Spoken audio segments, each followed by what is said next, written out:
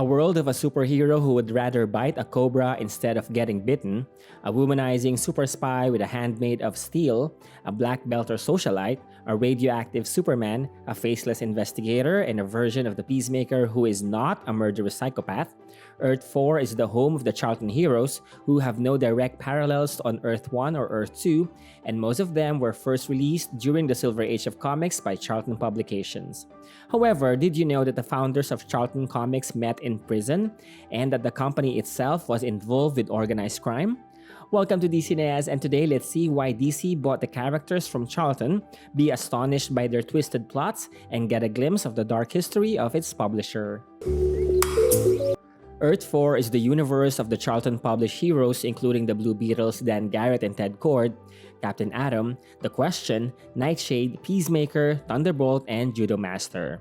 There are two primary versions of Earth 4. First is the pre-crisis version published by Charlton Comics predominantly in the 1960s, and second is the New 52 version published during the Multiversity series in 2015. A cameo version was seen during the post-crisis era of DC in 2007, and a parallel version was created in 1986, which is The Watchmen by Alan Moore. In 1934, John Santangelo Jr. went to jail for copyright infringement with his song lyric magazine business. While in prison, he met Edward Levy, a disbarred attorney who was also in jail for his involvement in the Waterbury political scandal. After their release, they became business partners in 1940 and started the publication of Charlton Comics in 1944.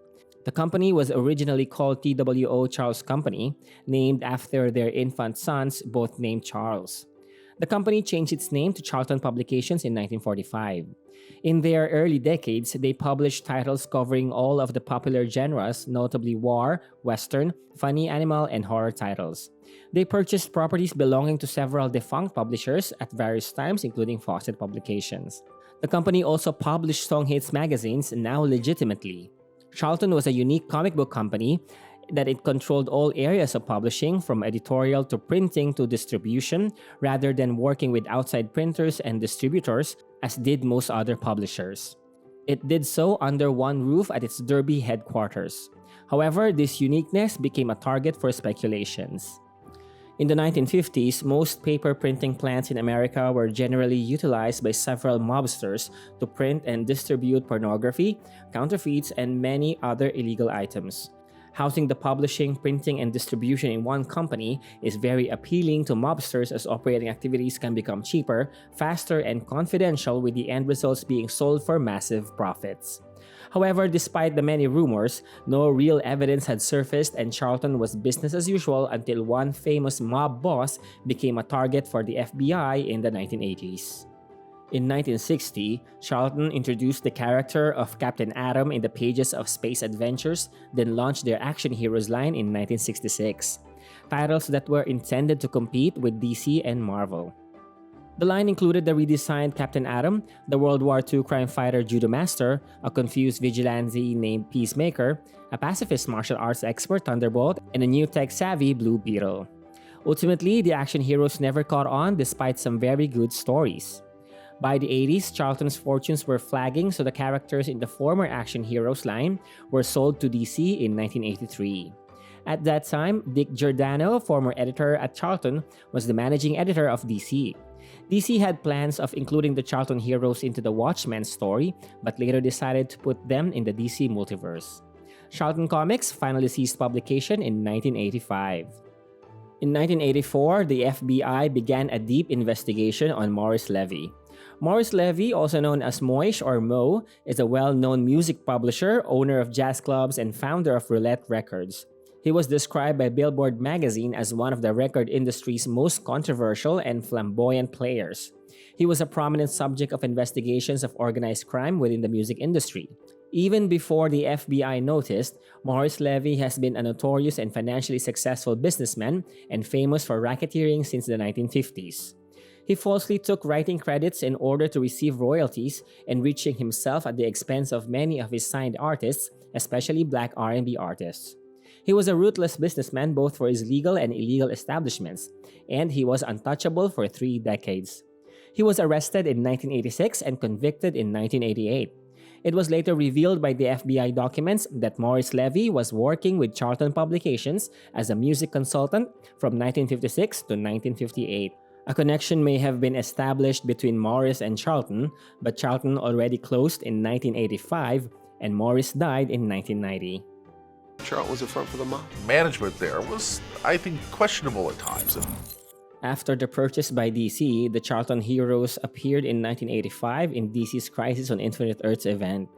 They were seen in a world of their own, and it was then designated as Earth 4. When the Anti-Monitor started destroying the multiverse, Earth 4 was one of the last 5 universes to survive. The Psycho Pirate was given the task of manipulating its people into rushing headfirst into the antimatter cloud and fight the heroes who came to rescue them. As such, Peacemaker, along with other heroes of Earth 4, attacked the group of heroes consisting of Azrael, Block, Martian Manhunter, Katana, and Jay Garrick, who had been sent by the Harbinger to rescue them.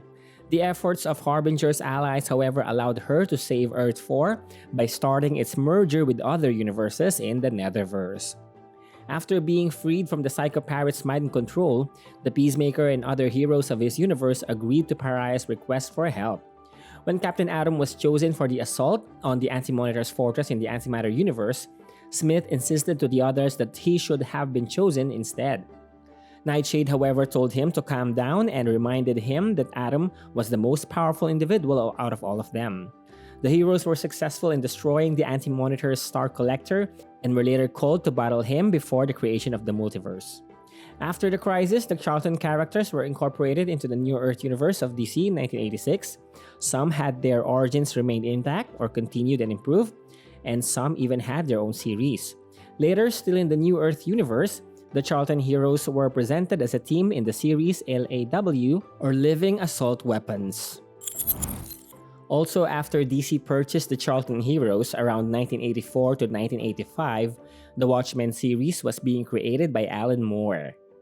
In his original story proposal submitted to DC, Moore was going to use the characters purchased from Charlton. DC discovered that Watchmen would leave most of them unusable for future work, so they convinced Moore to create his own characters instead. Nevertheless, the Charlton Heroes made a huge influence to the Watchmen personalities, as they shared many similarities such as with the Comedian and Peacemaker, Rorschach and The Question, Night Owl and Blue Beetle, Dr. Manhattan and Captain Atom, and Silk Spectre and Nightshade. The New 52 version of Earth 4 has a different and confusing but outstanding story of its own.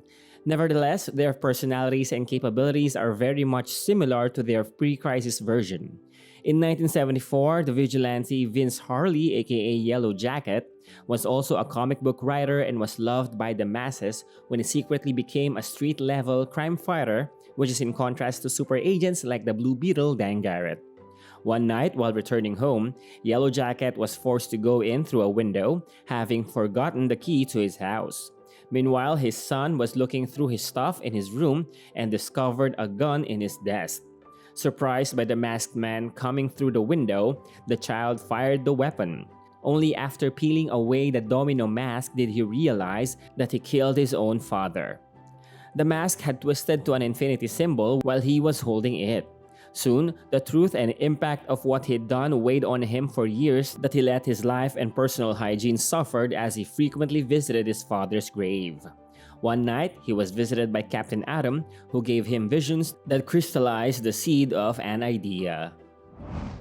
Later, new heroes Ted Kord, the second Blue Beetle and student of the first Blue Beetle, and The Question, a ruthless investigator, had formed a partnership. The Question did not understand why Ted Kord would spend a lot on gadgets and flying machines just to catch small-time crooks like smack dealers when he could use it to fight poverty and injustice on a larger scale. Having caught a drug dealer, The Question stuffed a bag full of heroin into the man's mouth, causing him to overdose and leaving a pithy note behind, part of his modus operandi.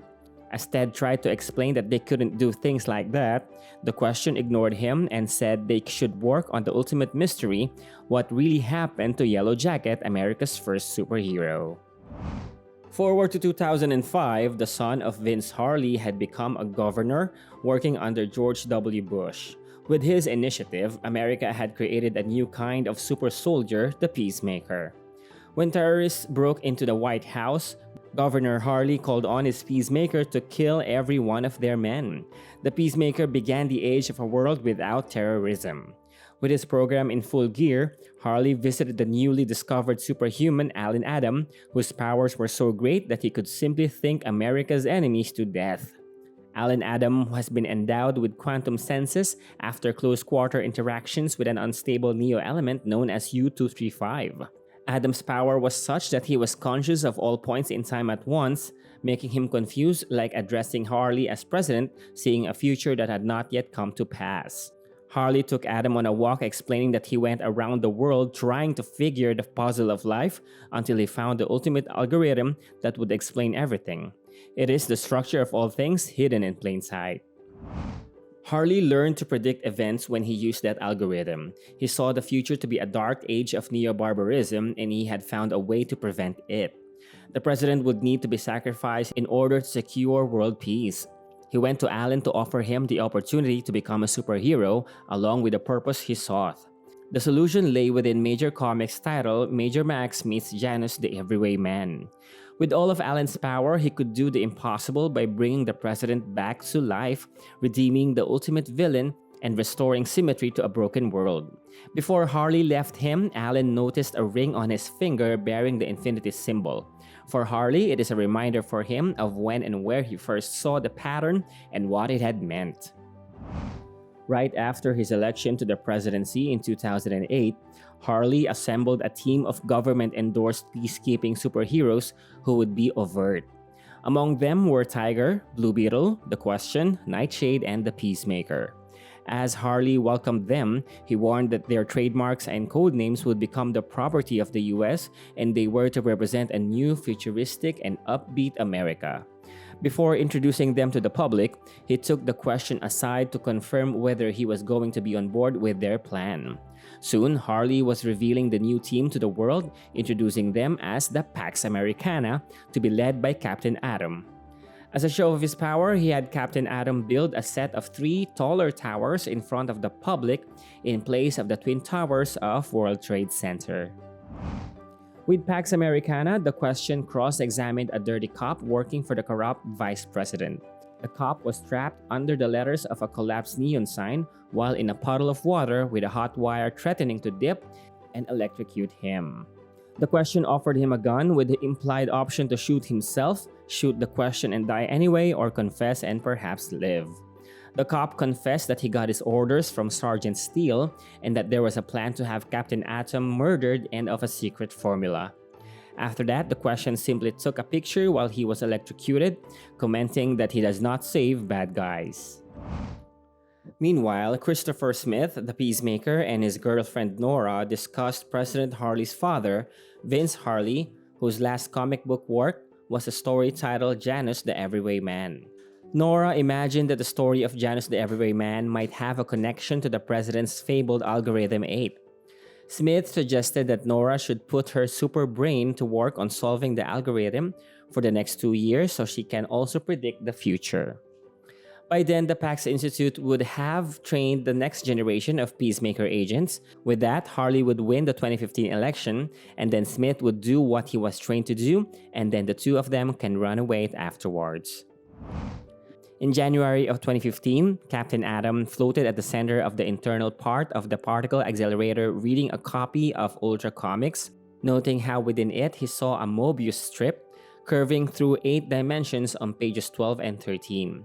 He explained to the scientists that the ability to flip to any page of a comic, entering into its narrative at any time, is one way that humans conceive of the 2-dimensional linear continuum, but they must challenge themselves to understand how he sees the 3-dimensional world.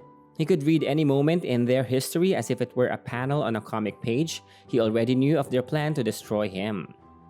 Realizing that they were found out, the scientists activated the particle accelerator, creating an artificial black hole within his skull. With that, he was gone, seemingly extinguished. Sergeant Steel rose from his seat after watching this and tied up loose ends by killing the scientists. The president said he would have to be assassinated in order to ensure world peace, but his plan depended on Captain Atom returning from wherever he'd gone to bring him back. Nora worried that if Adam didn't come back, there could be no world peace.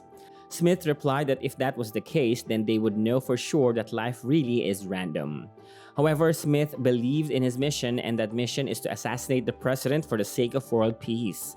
When he had asked the president why he was willing to sacrifice himself, Harley had said it was because he deserved it. In November of 2015, the question traveled to Nora and Chris's home to investigate Nora's murder.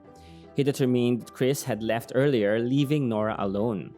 The truth was that she had been left alone and had only just discovered the truth of Algorithm 8.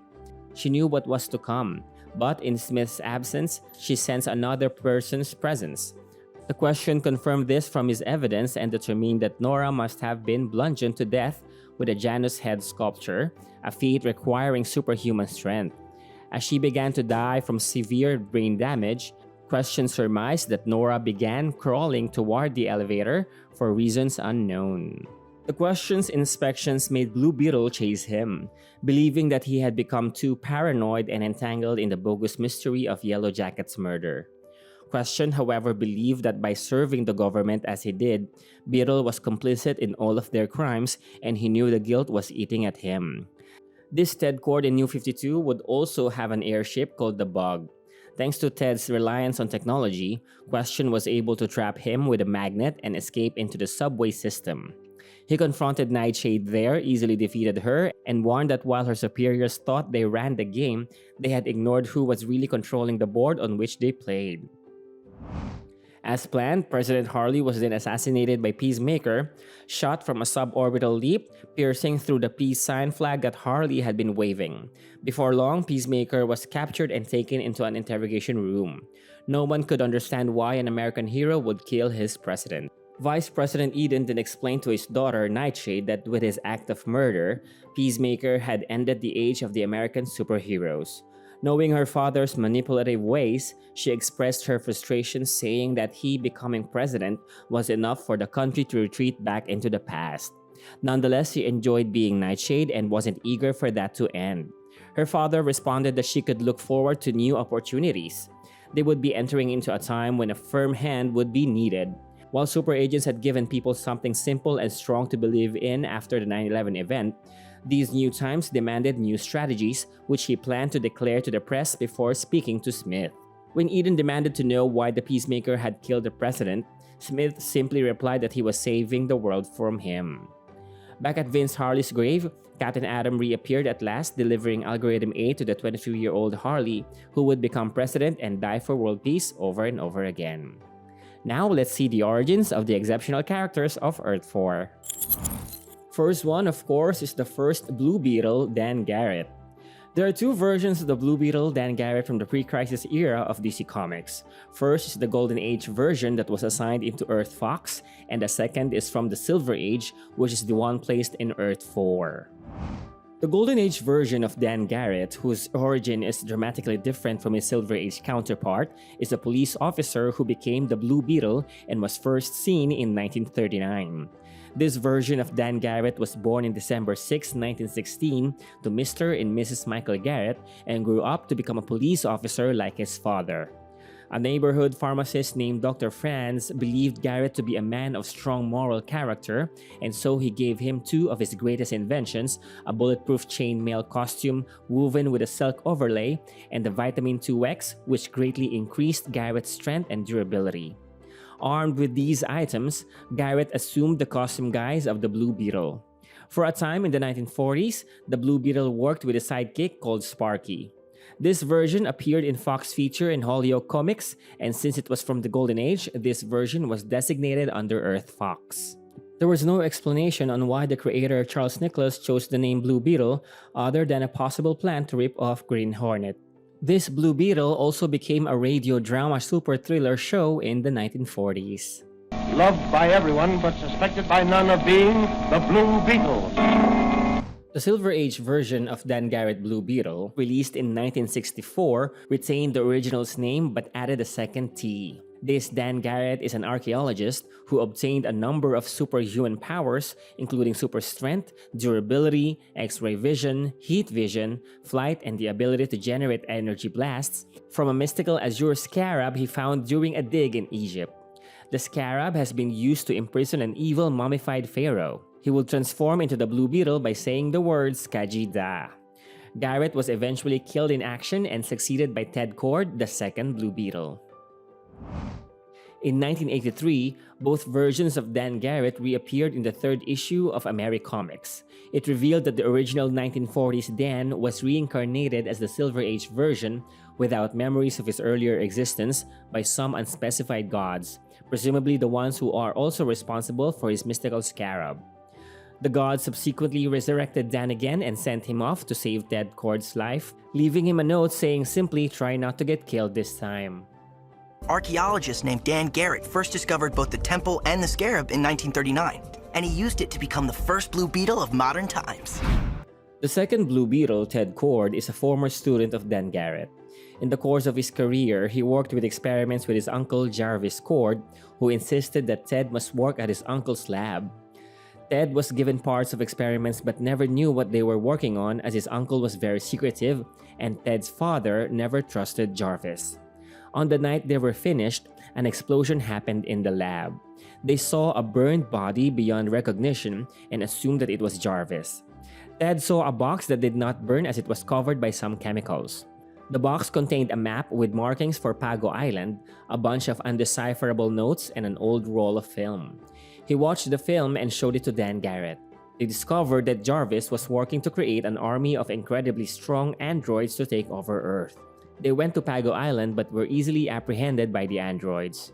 They were brought to Jarvis, who showed them how invincible his new androids are.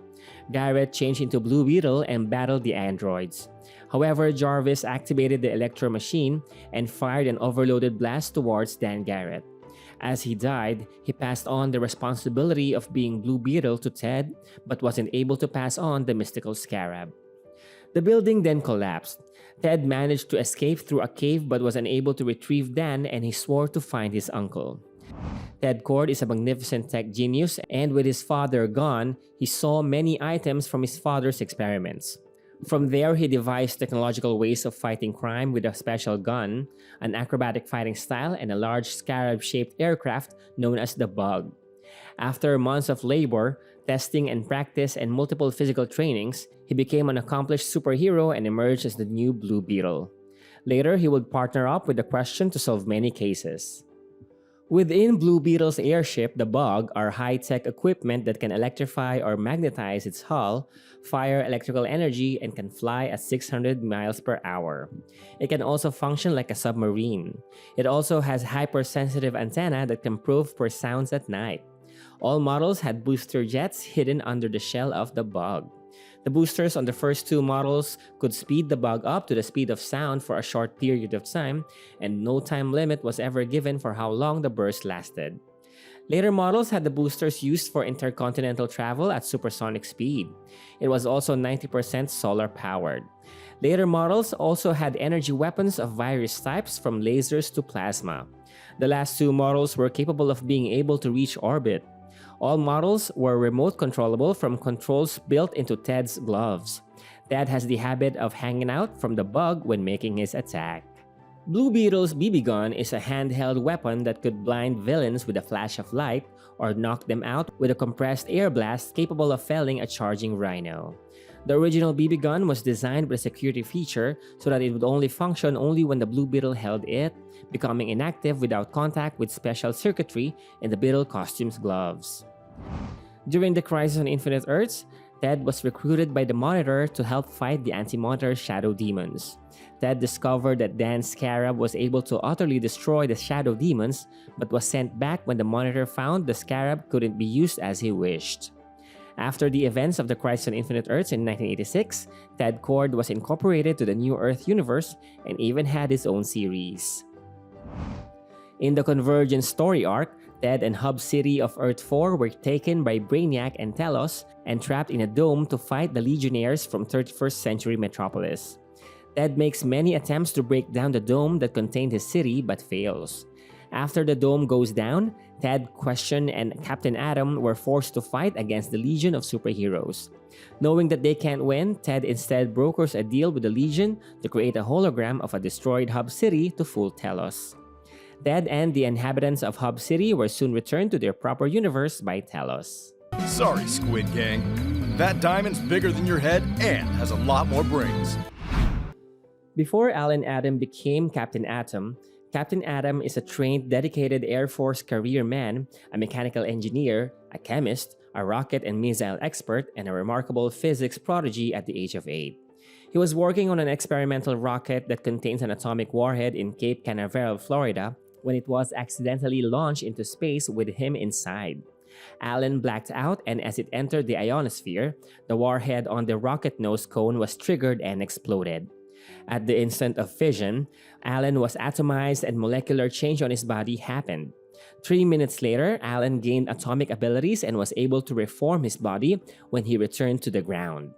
The ground's team wanted to help him, but he stopped them as he is aware that he is extremely radioactive, like a pure U-236. He asked the generals to get him Dialustel, a special lightweight metal developed to shield radiation. This Dialustel was then used to become his outfit that converts the radioactive rays into a different frequency to become safe for others. Nevertheless, he was glowing like a light bulb and achieved superpowers. Then the president baptized him as Captain Atom. When he powered up, his hair changed to silvery white. His first assignment was to stop a hydrogen warhead. In his later adventures, Captain Atom had supervillain antagonists such as Dr. Spectro and teamed up with the superhero Nightshade, with whom he shared a mutual attraction. In the months that followed, Captain Atom protected America against alien invasions and a variety of supervillains until he was forced to extend himself to the limit to shut down a nuclear reactor gone wild. He then found that the encounter had left him powerless. He was then captured by the renegade scientist who had tampered with the reactor and was unmasked on nationwide television. Adam eventually regained his powers and escaped his captors. However, his radiation levels were becoming more and more unstable, so Adam allowed himself to be coated in an experimental new liquid metal, a formula that was absorbed under his skin and was absolutely radiation-proof. Triggered by a power surge in his body, the liquid metal covering would become visible, revealing Adam's new costume while containing his excessive radiation. In his atomized physiological form, Captain Atom has a lot of super capabilities such as intangibility that he can pass through many materials, invisibility that he can manipulate the light around him to become invisible, superhuman durability where he can survive 10,000 degrees Celsius, propulsion flying abilities from 20,000 miles per hour to 100,000 miles per hour, superhuman strength and invulnerability because of his invisible force field, atomic explosions where he can release a 100 megaton level explosion, enhanced senses, molecular reconstruction, and energy blasts. Captain Atom was first published by Charlton Comics in the 1960s in a series of short stories in the anthology series Space Adventures. Charlton then reprinted his short adventures in the anthology Strange Suspense Stories in 1965, then renamed its title into Captain Atom, starting from issue number 78, with Blue Beetle and Nightshade on backup features. In 1975, the unfinished Ditko art for issue number 90 was inked by John Byrne and published in the first 2 issues of the official Charlton fanzine, Charlton Bullseye. Captain Atom next appeared in 1982 in the New Talent Showcase comic also called Charlton Bullseye. Then in 1983, he appeared in AC Comics' one-shot issue AmeriComics Special while teaming up with other Charlton action heroes, the Blue Beetle, Nightshade, and The Question as the Sentinels of Justice. Also in 1983, Charlton ceased publication and was acquired by DC Comics. Now owned by DC Comics, Captain Atom and his fellow Charlton heroes were reintroduced as residents of Earth-4 in Crisis on Infinite Earths in 1985. They were recruited to help fight the Anti-Monitor and his minions. Following the crisis, Captain Atom helped Superman and Firestorm on a mission before the effects of the crisis took their toll, rewriting his history into a new version of events. In the post-crisis era, Captain Atom was reintroduced in 1987 and was incorporated in the New Earth universe of DC. He was given a new identity and a new origin story. However, most of the details of Captain Atom's pre-crisis origin and career were preserved into the timeline of New Earth as a false background and cover story for the post-crisis Captain Atom's activities. In the New 52 Multiverse reintroduction of Earth-4, Captain Atom was given a bluish look that is very much similar to the look of Dr. Manhattan of the Watchmen. In the Convergence stories, Captain Atom fought Dr. Spectro, thinking he has something to do with the Dome. Also, he single-handedly fought the Legion of Superheroes when the heroes of Earth 4 were pitted against the Legionnaires, which will decide whose world will survive.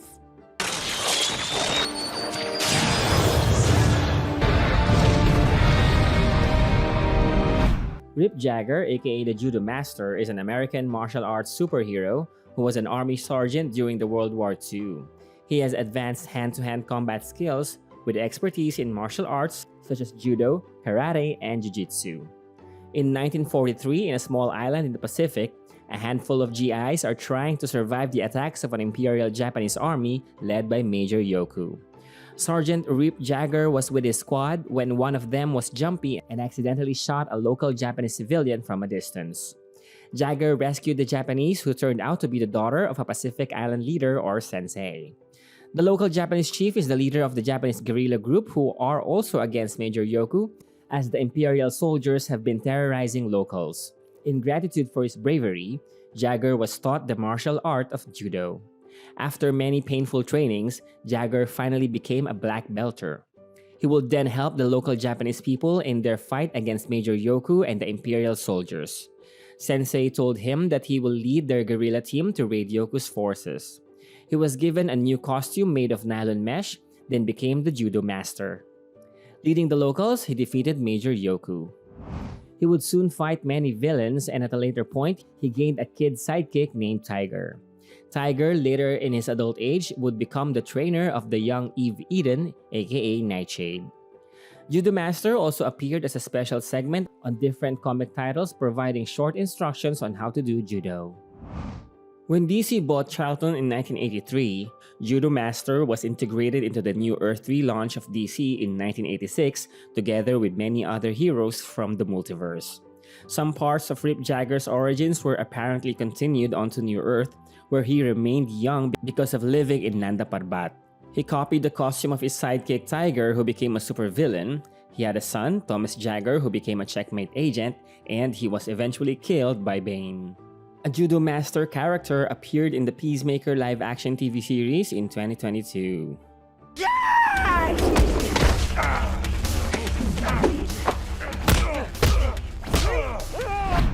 Eve Eden, aka Nightshade, the Darling of Darkness, is the crime-fighting partner of Captain Atom. She is a blonde, young socialite who is the daughter of Senator Wayne Eden and Magda Eden. She also has a brother named Larry. She wears a black wig as Nightshade and was romantically involved with Captain Atom for a brief time. Nightshade's capabilities include intangibility by changing herself into a shadow or shadow manipulation, interdimensional travel between the Earth realm and the land of the Nightshades, and outstanding martial arts. Her gadgets include a black light beam, an ebony bomb that can cause total darkness, and a black cloud that can confuse enemies. She would usually use a motorized skateboard and a hovercraft for transport. The source of her powers is described to be from her mother, Magda, who was actually a visitor from another dimension and whose denizens have the ability to transform into living two-dimensional shadows. She passed these powers on to her son and daughter. One night when her father was electioneering somewhere, her mother asked little Eve and her brother Larry if they wanted to go on a trip. Magda closed the curtains and made sure it's dark and brought her children to the land of the Nightshades. There, Magda taught her children on how to become shadows for the first time, but they were attacked by the incubus. In the attack, Larry was kidnapped and Magda was stabbed. She brought herself and Eve back to Earth before she passed away and made Eve promise not to tell her father. In the papers, it was released that her mother was slain and her brother has vanished. Later, she would appear working with Blue Beetle, Captain Atom, and Question as they formed a team called Sentinels of Justice. Once integrated into the DC universe in Crisis on Infinite Earths, Nightshade was revamped as a government super spy who worked for Task Force X, also known as the Suicide Squad. But we are Captain Atom and Nightshade, but your fellow Charlton action heroes. A very idealistic anti-hero, The Peacemaker first appeared in Fightin' 5 as a backup series published by Charlton Comics in 1966 and got his own title in 1967 with 5 issues. During his first stories, he is usually conflicted in wearing the Peacemaker persona as he is against violence. Christopher Smith, aka the Peacemaker, is a United States peace envoy to the Geneva Arms Conference. His father, an army officer and politician, taught him how to fly planes, and his mother drove his passion for science. He is a scientist whose theory on the inertial guiding system was chosen for spaceflight by the Cape Kennedy Air Force Station. He was also chosen by the US Air Force to fly the rocket X-17. The Peacemaker has a special hobby of creating weapons, and his powerful gadgets are mostly fortified into his outfit. His pressure and heat-proof helmet that can stand extreme temperatures has an all-wave radio transmitter and receiver, a destructive laser beam, and an ultrasonic stun beam. The right glove can dispose firebombs. The boots have pentolite compounds. The holster has nerve gas pellets, a derringer, a toolkit, and a shark sedative suitable for all underwater creatures. He has a mini jetpack, and his costume is a pliable bulletproof body armor. Like Batman, he has a whole arsenal in his cave under his chateau in the Swiss Alps called the Peace Palace. It has different kinds of weapons, and some were designed by him, such as the Absolute Zero Generator or AZG, a machine that can freeze anything to 0 Kelvin, the UX Jet Fighter, and a long-range Mach 3 fighter. He is usually targeting to break the organizations made by international terrorists, arms dealers, and warlords. Despite his many diplomatic missions, Christopher Smith has come to a conclusion that civilized men are governed by law, but there are many madmen who will not obey those laws, and millions of men will be involved in wars if he remained non-violent. He knew that being violent to stop a bigger war is sometimes needed for peace. As a peace envoy, Smith was sent personally by the American president to Geneva in order to impede a border war being triggered between 2 South American nations by a mystifying entity. The arms dealer, Emil Bork, had been selling weapons to both of them, and Smith started an inquiry to look deeper into this. In Geneva, his secretary, Miss Blair, told him that Bork had deployed agents in the 2 countries to damage their infrastructure. Inside a car, Smith was ambushed by Bork's men, and he told Blair to stay down. As the goons opened his dummy briefcase, they were killed by a deadly gas, preventing them from taking the papers implicating Bork. Later at a dinner organized by the embassy of one of the South American countries, Smith met Bork personally and recognized that he could not stop him peacefully. When he got home, he decided to use violence, and after donning a bulletproof armor he himself designed, he dubbed himself the Peacemaker. He, however, swore to do so again only when there was no other way to stop a conflict. Going to Bork's headquarters with his jetpack, he used his helmet's all-wave radio receiver to learn that his goons had abducted 3 members of the Peace Commission. He successfully knocked all of them out before being held at gunpoint by Bork's chief hitman, who was armed with a rocket launcher. Smith destroyed the launcher with a laser beam from his helmet. Later at a dinner organized for all ambassadors, he learned from the American ambassador that Bork was trying to start a war between it and its neighbors. After hearing about the attack on the American embassy, Smith pursued the fleeing Bork but was forced to let him go after being fired upon from a helicopter. He realized that his peaceful ways were futile and donned the disguise of Peacemaker once more before going to the Borders International Bridge where both nations had stationed their troops. As Bork's men fired at both sides, Smith stunned the commander of the attacking nation.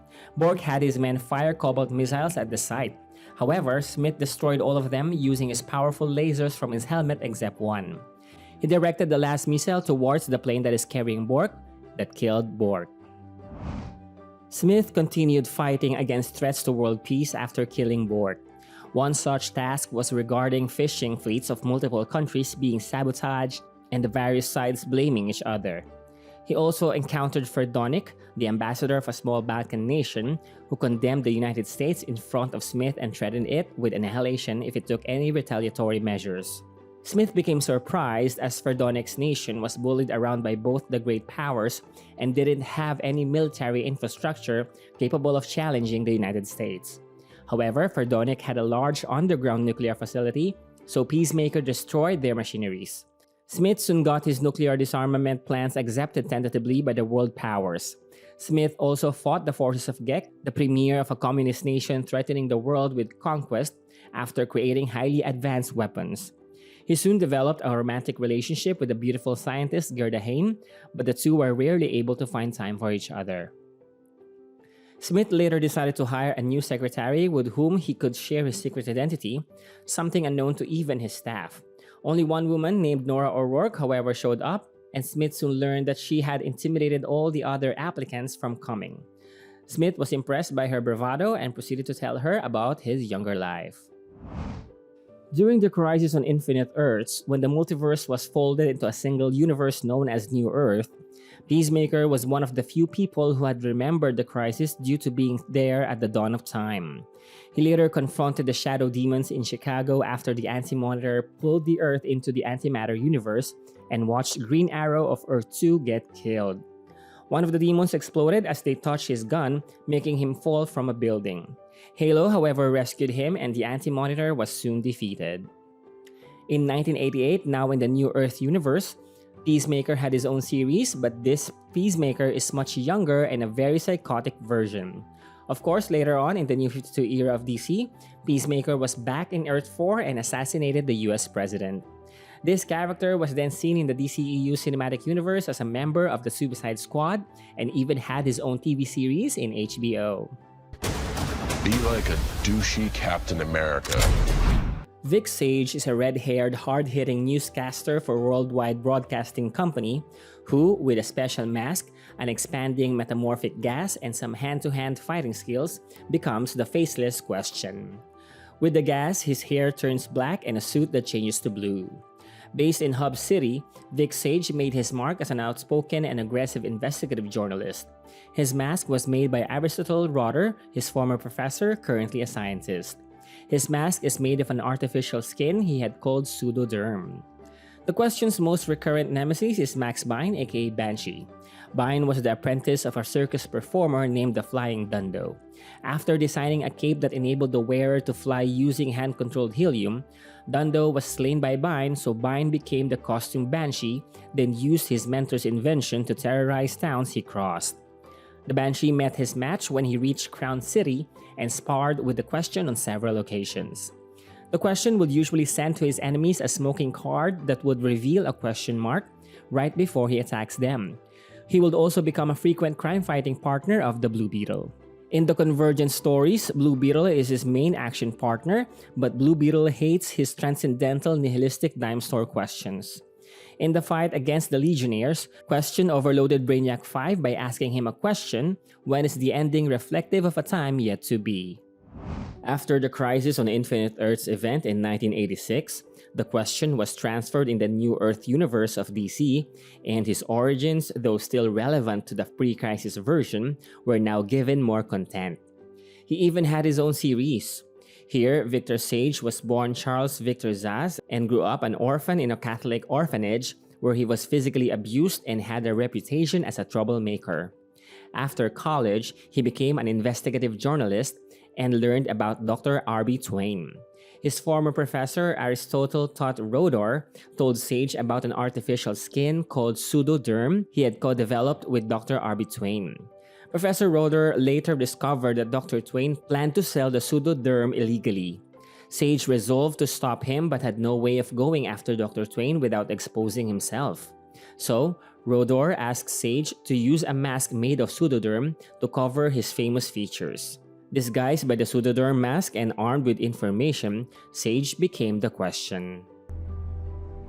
I have many questions. Peter Cannon, aka Thunderbolt, is an American-born superhero who obtained all of the mysterious powers of ancient Tibet that includes superhuman strength, outstanding durability, remarkable speed and acrobatic skills, enhanced intellect, telepathy, and boxing. When he was a baby, his parents, Dr. Richard Cannon and Mary, were part of a medical team that went to the Himalayas on a mission of mercy to provide supplies and equipment. During that time, the Black Plague has caused many sickness and death in the area, and it has spread even to the walls of the Lamasery. In spite of this, his parents decided to stay and prepare the people for mass inoculation. His father did his best to stop the plague from spreading. For many grueling weeks, they successfully contained the disease, but his parents became the last victims. In his deathbed, the High Abbot of the Lamasery promised that they will raise Peter and teach him the combined cultures of their people and the ancient powers of the East. True to his word, the High Abbot instructed the Lamasery to develop the child for the highest degree of mental and physical perfection, and they will entrust unto him the knowledge of the ancient scrolls. Aside from that, Peter was also taught with lessons from the Western world. However, one of their members, called the Hooded One, was previously chosen as the main receiver of these lessons. The Hooded One lost his opportunity for these teachings because of Peter. Thus, growing up, Peter's daily life consisted of adventures for mental and physical accomplishments. Afterwards, he was permitted to study the ancient scrolls that reveals the mysteries and powers of the mind. Man is only using 1/10 of its brain power. Thus, the mysteries are based on learning to activate and harness the other 9/10 to possess infinite power. Upon finishing, Peter was immersed into 3 tests. The first is to stave off multiple arrows at the same time from a firing squad. The second was to tame a tiger, and the last was to leave the Lamasery and go to the Western world to experience civilization. He was given a belt and diamonds from the Himalayas. He was accompanied by his friend Taboo. In America, he used the diamonds to buy a secluded mansion and then got a job as a freelance writer. Unbeknownst to Peter, the Hooded One has been planning certain types of attack in retaliation for him not obtaining the ancient Himalayan teachings. He then sent dinosaur eggs to the Western world and telepathically controlled an ex-convict there to use the eggs as a weapon. The eggs hatched and released huge dinosaurs that immediately destroyed many buildings in New York. Seeing this from the news, Peter then changed into his costume. He immediately tackled the dinosaurs, and the ex-convicts used the event to rob the city. He threw dynamite sticks to the dinosaur, and the ensuing explosion stunned the civilized world. The eyewitnesses describe his actions like a bolt of thunder, so the following day he became known as Thunderbolt. Despite his win, Peter was still sad for the death of the dinosaurs. Later in the Museum of Exploratory Sciences, he met the archaeologist Daniel Garrett, aka the Blue Beetle. Meanwhile, back in the Himalayas, the Hooded One was punished with banishment from the Lamasery forever. He would later fight more powerful and magical villains such as Princess Evila, Gore the Man-Ape, the Tong Society, the Mummy, and more. With his lightning move, he even bit a cobra that was about to bite him. During the Crisis on Infinite Earths, he was racing towards the antimatter as he and his team were mind-controlled by the Psycho Pirate to commit suicide in the antimatter cloud. Fortunately, Flash from Earth 2, Jay Garrick, stopped him. After the Crisis, Thunderbolt became part of DC's New Earth universe, and he had his own series in 1992. The character of Thunderbolt, Peter Cannon, was not owned by Charlton Comics. He was only licensed by his creator, Pete Morisi, to Charlton. So when DC bought Thunderbolt from Charlton in 1983, they only actually bought Charlton's license to publish Thunderbolt. When the original agreement between Charlton and Morisi expired, DC negotiated with Morisi and or his estate directly to extend it for a while. Eventually, Morisi's estate has licensed the character to other publishers. So in 2012, Dynamite Entertainment got the license and published a 10-issue series of Thunderbolt. The series was co-written by Steve Darnell and Alex Ross, illustrated by Jonathan Lau with impressive covers from Alex Ross, John Cassidy, Jay Lee, and Ardian Sayaf. This modern version of Peter Cannon is very powerful yet still possessing Tibetan magic. In 2019, Dynamite Entertainment released another series for Thunderbolt. And then again in 2022. A Charlton character similar to James Bond, Sarge Steel was a CIA agent with a metal hand. Sarge Steel is a private detective who was later recruited by the CIA. He has a sculpted thick solid steel fist, later replaced by a fully functioning steel prosthetic in place of his missing left hand, and had a number of outlandish adventures over the course of several decades, and at one point encountering the Sentinels. His steel hand can block bullets and destroy swords. Sarge Steel is very skillful in firearms, hand-to-hand combat, judo, investigation, espionage, and fencing. He also has some gadgets like the Wailing Wallet, a wallet that releases a pungent gas, and a shoe that has plastic explosives. He drives a Jaguar XK150.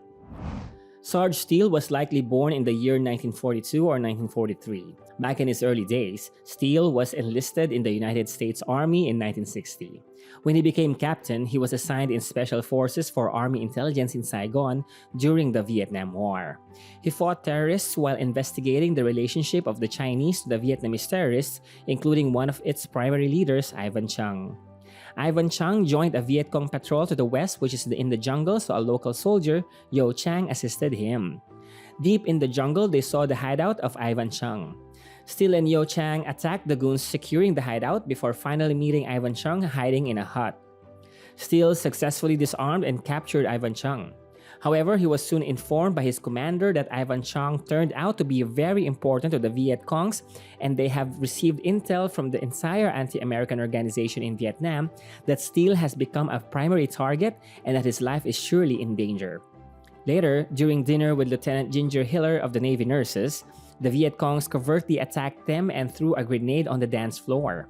Steel knew he still has time to throw back the grenade, but the grenade was coated with something sticky. Unable to get rid of the grenade, Steel leaped toward the window and the grenade exploded while he was holding it, and that was how he lost his left arm. He left his hand and the doctors gave him the metal hand.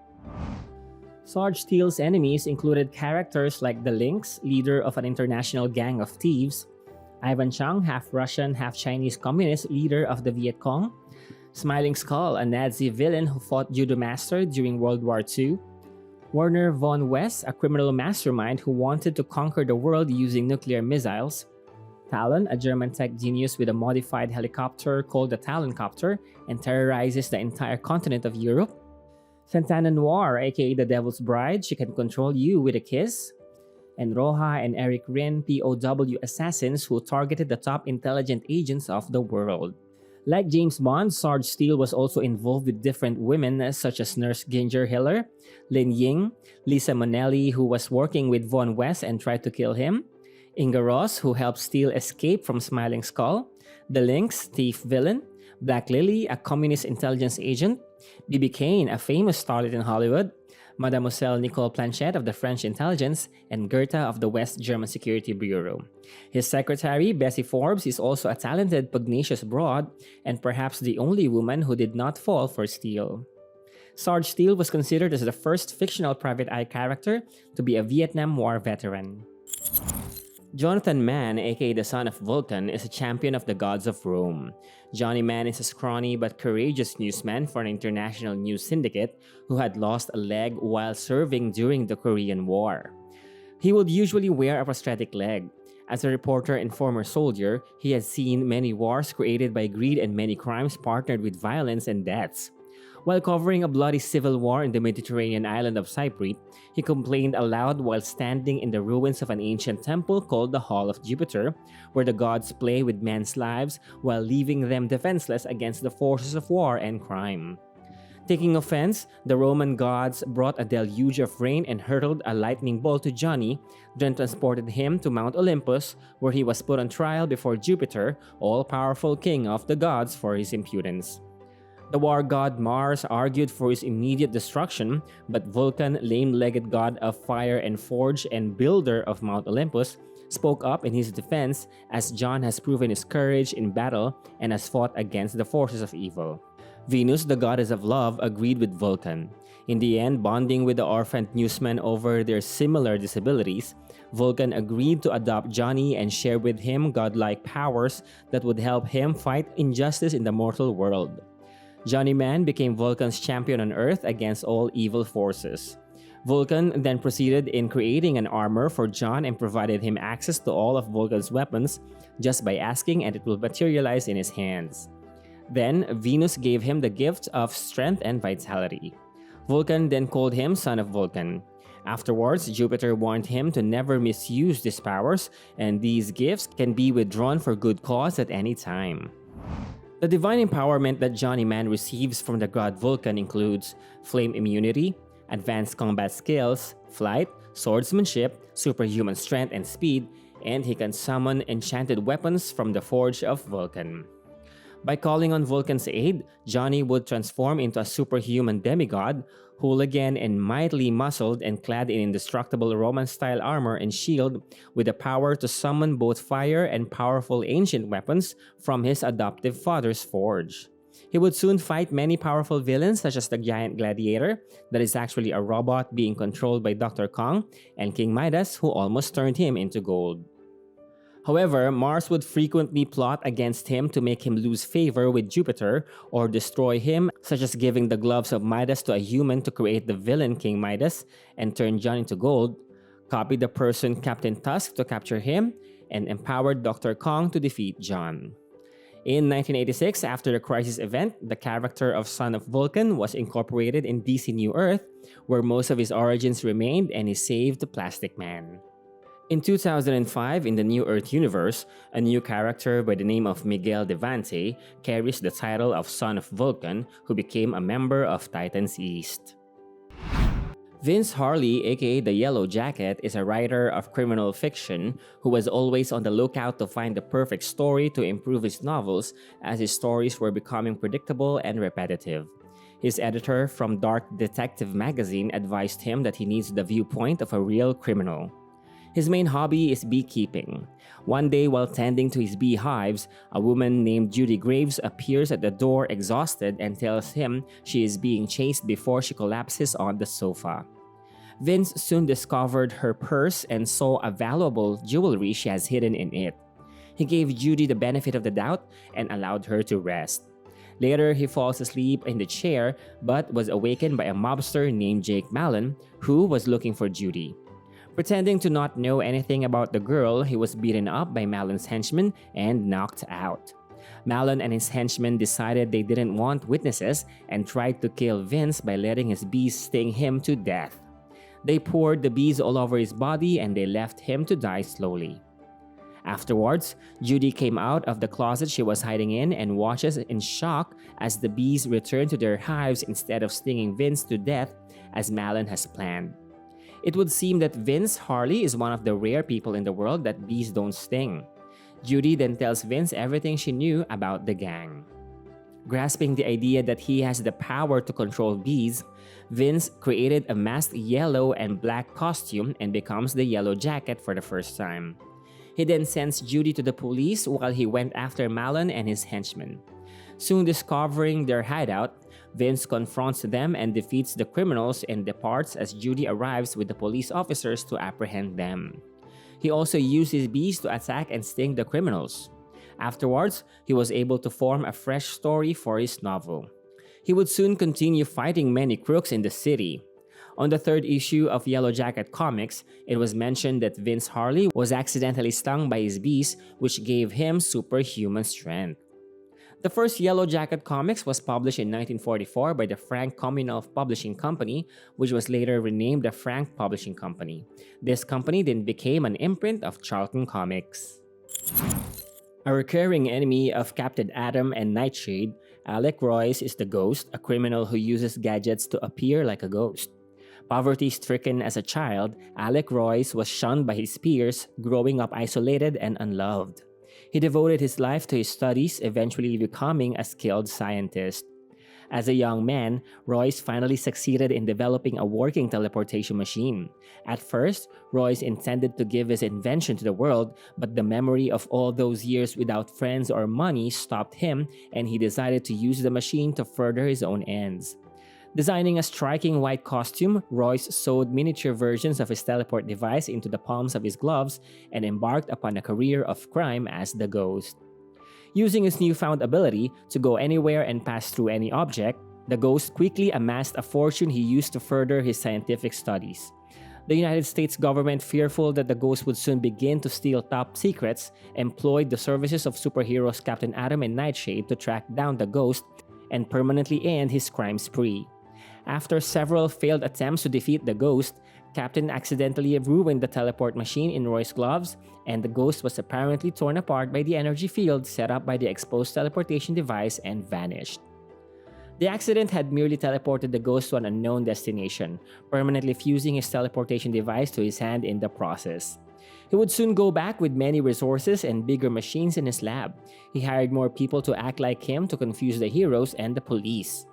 On one of his fights, he was taken by a group of women. He found himself the object of love and worship by the female inhabitants of the hidden civilization called Sunuria. The Sunurians believed that the ghost to be the reincarnation of their ancient evil god called the Faceless One, so they captured him and brought the ghost to their hidden kingdom to rule it. From his new hidden base, the ghost was able to launch repeated attacks against Captain Atom. The gadgets of the ghost include teleportation gloves, which allows him to teleport from one remote location to another and can also release a blast of destructive energy. He was even able to transport Captain Atom and Nightshade to a different dimension. He can also release force fields to put his enemies in stasis and drains their energy. He can also become intangible. And an energy-resistant cape, a metallic yet flexible cape which reflects energy that is directed at it.